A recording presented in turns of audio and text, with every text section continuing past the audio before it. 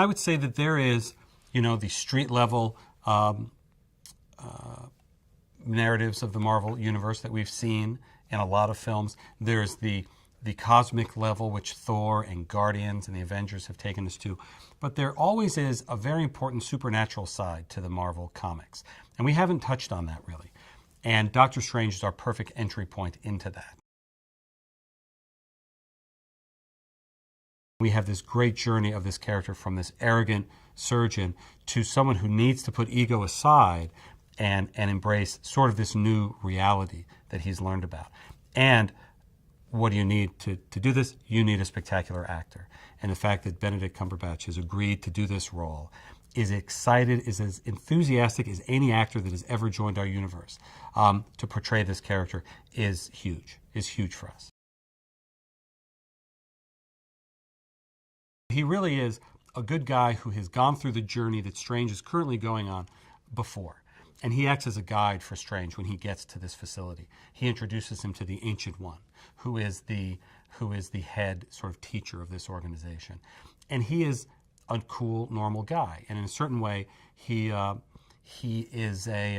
becomes a partner to Strange.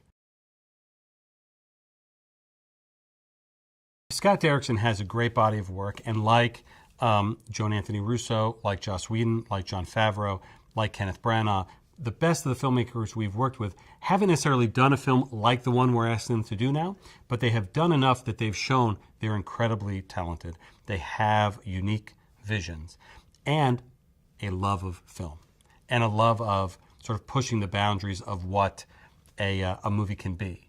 And you look at Scott's work going back to the earliest days, to his most recent films, he's always playing with genre. He's always subverting that genre. Sometimes he dives right into it. Sometimes he twists it. That's exactly what we love to do at Marvel. And we just had a few great meetings where we realized he was the guy to lead us through this journey of Doctor Strange. One of the things that's hugely important to us is to make sure that the films stay fresh, so that there's always a reason to come back to the theater to see them. Even within the sequels to the films we've already established, how can you take left turns, even within a franchise? And one of the best ways to do that is to kick open whole new doors into different parts of the Marvel Universe. Doctor Strange was an opportunity to kick down the door to magic, to other dimensions, to this whole side of the universe that we haven't seen yet. We've seen space in Guardians of the Galaxy and a little bit in Thor. We've seen very much grounded tech-based universes like in Iron Man and the Avengers. We hadn't seen magic. We hadn't sort of gone there yet with the occult and spells and this sort of hidden world just beyond our reality. So just approaching it like that felt like there's really an opportunity here to tell a different story within the Marvel Universe. Stephen Strange in the comics has always had one of the absolute strongest origin stories. And being how this is a later release for us in the MCU, we did talk seriously about whether or not we should do a straight origin story, if the world was ready for more origin stories. And after a lot of soul searching and thought, we decided that to know this character, to understand him, we had to tell the origin story right. And it's also just a fascinating origin story in its own regard. So the notion of telling the story of a man at the top of his game, as a scientist, as a surgeon, has all that taken away in a car wreck, and then has to claw his way back to being a new person. That is sort of inherent to the DNA of who Stephen Strange is, going back to his earliest comic incarnations. So we wanted to stick pretty close to that in this version of it. Because magic is such a weird world and such a big ask for the audience to buy, we had to go on that journey with Stephen Strange as he discovered all that, just so we could set this whole world up. Benedict Cumberbatch was always our first choice. There was a brief moment where it looked like schedule wasn't going to work out.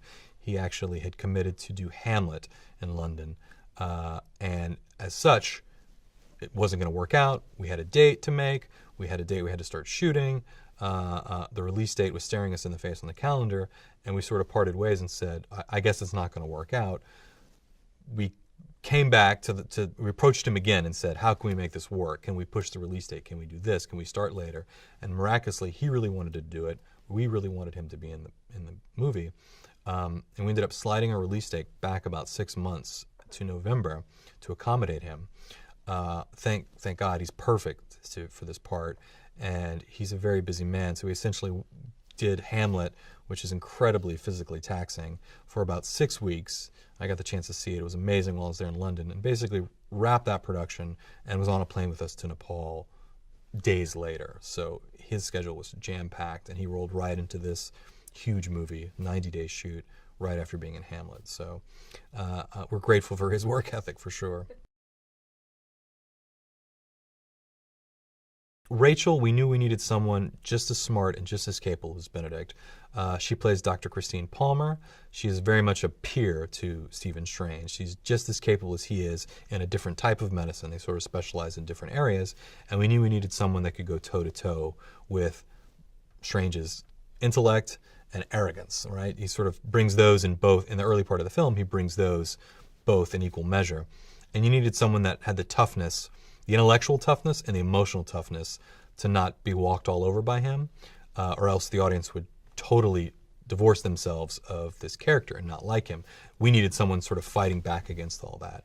And Rachel brings that in great measure, but also has a wonderful softness to her and a wonderful side that draws you in. In a lot of ways, she's the humanity of the first part of this film.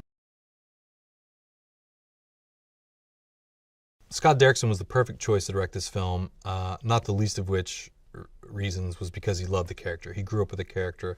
It was his favorite character as a kid.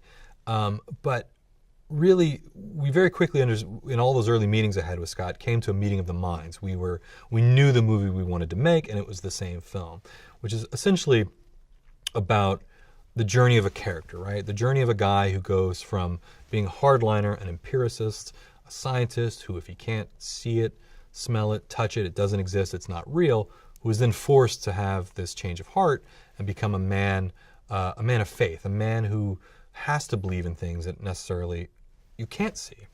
And Scott very quickly sort of understood that and got that character based on a lot of the interests in his own life. You know, Scott is a deep thinker about a lot of things. He studied philosophy, he studied theology, he studied science, and all those things sort of have to come together to understand who this character is and the journey he goes on.